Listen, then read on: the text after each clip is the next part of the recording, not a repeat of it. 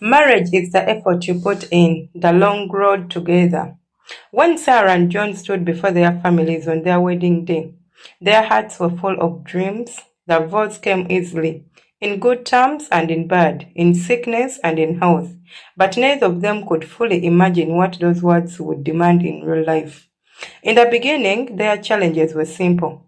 Sarah wanted the house neat and organized. John was very more relaxed about chores. John loved spending weekends with friends. Sarah wanted quiet time together. Small disagreements often flared into arguments.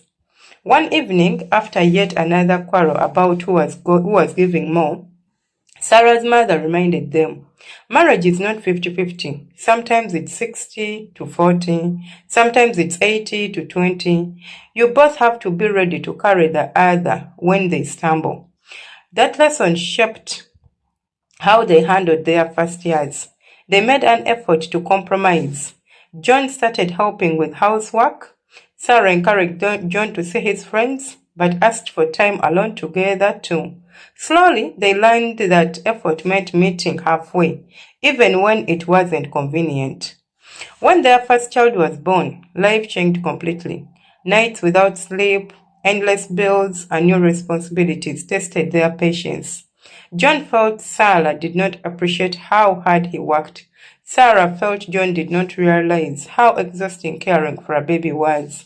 They reached a breaking point one night when Sarah bursted into tears. I feel like I'm carrying everything alone. That conversation became a turning point. They sat down and divided roles clearly. John would handle finances and some household chores.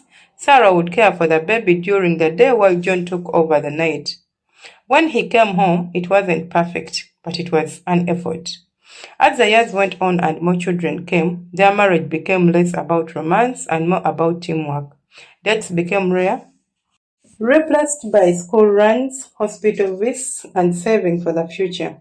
Still, they promised each other at least once a month they would step away from parenting and simply be husband and wife again.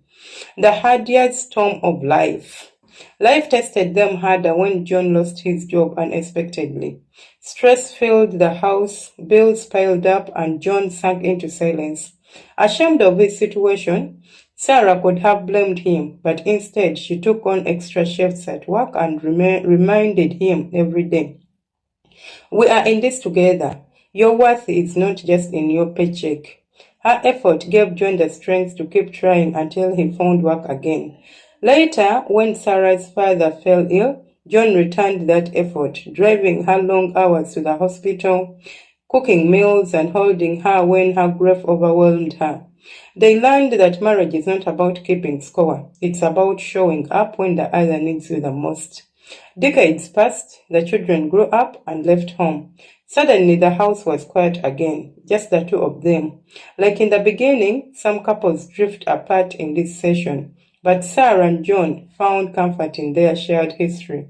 They started gardening together, traveled to places they once only dreamed of, and spent evenings reminiscing about their struggles and triumphs.